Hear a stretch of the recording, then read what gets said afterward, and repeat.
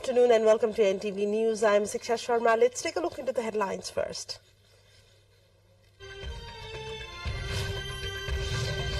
Chief Ministers of Province Number 1 and Gandaki Province taking vote of confidence today. 2 ministers inducted in Province 1 ahead of confidence vote. Provincial Assembly start electing their speakers. Election of speakers in Bagmati and Sudur Paschim Province today. At least 7 people killed after storms and tornadoes slammed the U.S. South. Tens of thousands of people left without power.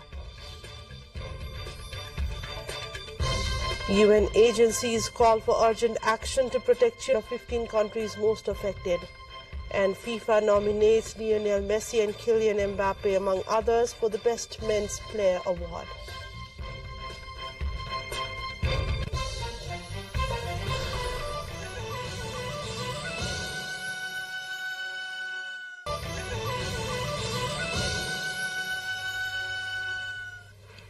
Welcome back to NTV News. Taking a look into news in detail now. The Chief Minister of the Gandaki Province, Khagraj Adhikari, is taking a vote of confidence of the Province Assembly today. UML Gandaki Province Parliamentary Party leader Adhikari was appointed the Chief Minister on January 9. Province Assembly Secretariat said that the Chief Minister is scheduled to take the vote of confidence from the Province Assembly meeting that is commencing at 1 p.m. today. With the support from 33 Province Assembly members, Province Chief Prithvi Mangurung had appointed Adhikari as the Chief Minister as per the Article 168(2) of the Constitution, the Cabinet, and assigned ministerial portfolios to the ministers without portfolio. The Chief Minister of Province Number 1, Hikmat Kumar Kharke, is scheduled to take the vote of confidence from the Province Assembly meeting today. The Province Assembly meeting is summoned for 1 p.m. in the afternoon. Province Assembly Secretary Gopal Prasad Parazuli said that the vote of confidence motion will be presented at the meeting and later would be tabled for decision. In the 93-member Province Assembly, UMS Kharke was appointed the Chief Minister with the backing of UML, CP and Mao Center, Rashtriya Prajatantra Party and Janata Samajwadi Party. After taking the vote of confidence, the Chief Minister, prior to taking the vote of confidence, the Chief Minister has appointed 2 ministers in his Minister RPP and JSP in the Province Number 1. Taking you to Makwanpur now, where the election for the Speaker of the Bagmati Provincial Assembly is being held today. 3 contestants are vying for the post of the Speaker. RPP's Bhuvan Kumar Pathak has filed his nominations for the post. CP and UML Parliamentary Party leader Jagannath Thapalia proposed Pathak's name during nominations, which is backed by CP and Mao Center's Yuvraj Dulal. On behalf of the Nepali Congress, Shivaraj Adhikari has registered his candidacy. Likewise, Nepal Workers and Peasants Party Srizana Sainzu has registered her candidacy for the Speaker, whose name was proposed by Geeta Kafle and was supported by Surendra Raj Gosai. There are 110 MPs in the Provincial Assembly of Bagmati Province. Towards the Sudur Paschim Provincial Assembly, with the selection of Speaker in Sudur Paschim, after none of the candidates obtained the majority vote of the total number, the elections will again be held today. Out of 53 members of the Assembly, only 50 participated in the voting. P.M. Bahadur Bhandari of the Mao Centre garnered 26 votes, 1 vote short of becoming elected as Speaker, while Man Bahadur Rawal of Congress clinched 23. A total of 29 voters were needed to win the race. Senior member of the Assembly, Shivaraj Bhatta, announced that both the proposals were rejected as the candidates could not obtain required majority to clinch the position. And let's take a look into a short break here. More news follows up next. Stay with us. Welcome back to NTV News. We take a look into other developments. 3 youths died in a road mishap occurred at Manahari of Makwanpur district last night. According to the police, the deceased are Dharmaraj Muktan, 32 years old, and Milan Muktan, 30 years old, of Manahari Rural Municipality 8, and Rupesh Tamang, 32-year-old, of Raksirang Rural Municipality 3 in the district. Deputy Superintendent, they were riding, met with an accident at Jamire area of Manahari 9 along the east-west highway. The youths died while receiving treatment at a medical college in Bharatpur, Chitwan. DSP Karki said that further investigations into the case have been initiated. Deputy Prime Minister and Minister for Physical Infrastructure and Transport Narayan Kaji Shrestha has instructed the bodies concerned to repair and maintain the roads in Kathmandu Valley. The Deputy Prime Minister, during inspection of the roads, different roads of Kathmandu Valley this morning, gave instructions to the concerned officials on the issue. The Deputy Prime Minister directed the concerned officials of Nepal Electricity Authority, Kathmandu Upatyaka Khani Pani Limited, Nepal Telecom, Milamchi Drinking Water Project and other government entities. The Deputy Prime Minister also asked these government bodies to hold meetings twice a month and coordinate with each other for the maintenance of roads inside the Kathmandu Valley. Towards other developments, where the Weather Forecast Department has estimated Weather Forecasting Division has estimated there is a possibility of light rain in some places of the hilly areas of Sudur Paschim, Karnali and Gandaki provinces in the afternoon. Likewise, the department division informed there is a possibility of light snowfall in some places of hilly and mountainous region. Mid-East Tarai is blanketed with thick fog, especially in the mornings, and that will last throughout the day. The daily life of the locals has been affected owing to the light rain and snowfall there, and also in people living in the highline area, extreme cold conditions due to further drip in mercury level. The Weather Forecasting Division has requested everyone to be cautious and to take necessary precautions, as there is a possibility that road transport and flights may be affected due to adverse weather conditions.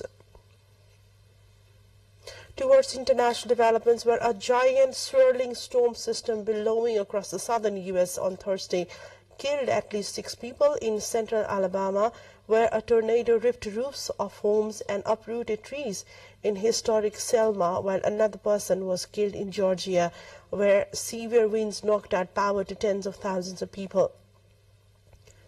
In Alabama, 66 kilometers northeast of Selma, at least 6 fatalities were confirmed, and an estimated 40 homes were damaged or destroyed by a tornado that cut a 32-kilometer. People were injured severely, enough to be taken to hospitals by the emergency responders.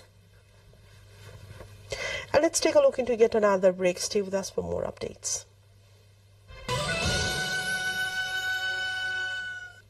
Welcome back to NTV News, taking a look into other developments in the international front, where United Nations agencies are calling for urgent action to protect the most vulnerable children in the 15 countries hardest hit by an unprecedented food and nutrition crisis. Conflict, climate shocks, the ongoing impacts of COVID-19 and rising cost of living are leaving increasing numbers of children acutely malnourished, while key health nutrient worst affected countries suffer from wasting or acute malnutrition, and 8 million of these children are severely wasted, the deadliest form of undernutrition. This is the major threat to children's lives and to their long-term health and development, the impacts of which are felt by the individuals, their communities and their countries. Earth's fever persisted last year. It did not spike to a record high, but 2022 still made it to the top 5 to 6 warmest on record, government agencies reported on Thursday.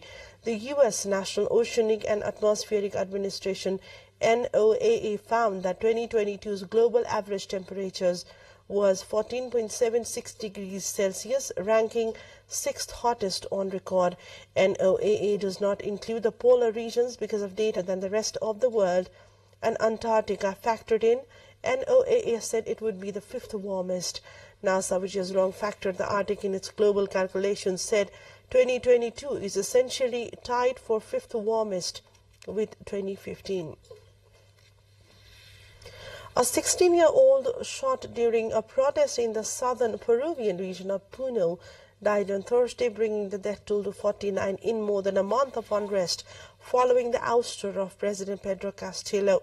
Relatives of the teen, who Peruvian officials only identified by the initials BAZ, say he had been hospitalized in critical condition for 2 days after being shot in the head. Among the dead are a police officer who was attacked and burned to death by a group of protesters. Across Peru, the death toll amid the protest stands at 49. The Ombudsman's office said on Thursday of the country. In Lima, hundreds of people marched through the city center, demanding resignation of President Dina Boluarte, the closure of Congress and immediate elections. Some called for the release of Castillo, who remains in prison. A quick look into the highlights of what's coming up next.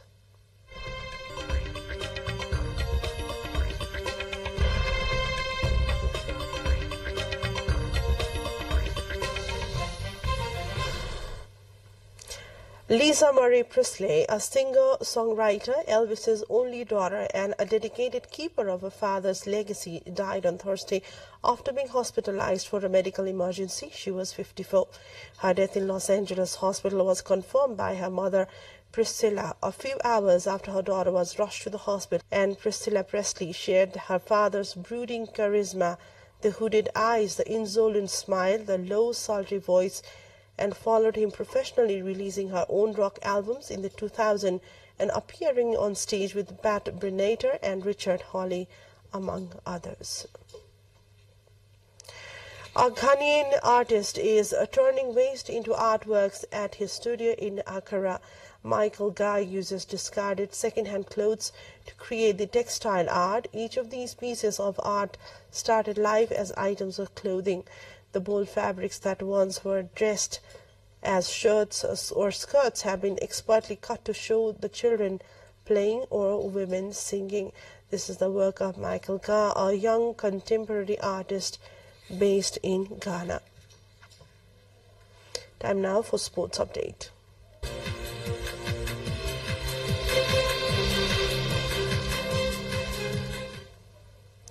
Lionel Messi is the overwhelming favorite to win the Best FIFA Men's Player of the Year award after the nominations were announced on Thursday. Messi captained Argentina to glory in the World Cup final as they eventually beat France on penalties following an enthralling 3-3 draw. PSG teammate Kylian Mbappe, who scored a hat-trick in the game, is also on the list together with his French international teammate Karim Benzema. For the Best FIFA Coach of the Year award, Argentina head coach Lionel Scaloni and Champions League winner Carlo Ancelotti are among the nominations. Scaloni ended Argentina's 36-year wait to lift the World Cup. And this brings us to the end of the bulletin. To wrap up, a quick reminder of the top stories. Of Province Number 1 and Gandaki taking vote of confidence today. 2 ministers inducted in Province 1 ahead of confidence vote. Provincial Assembly start electing the speakers. Election of speakers in Bagmati and Sudur Pashchim province today. At least 7 people killed after storms and tornadoes slammed the U.S. South. Tens of thousands of people left without power. UN agencies call for urgent action to protect children hit by unprecedented food and nutrition crisis. 30 million children of 15 countries most affected. And FIFA nominates Lionel Messi and Kylian Mbappe, among others, for the Best Men's Player award.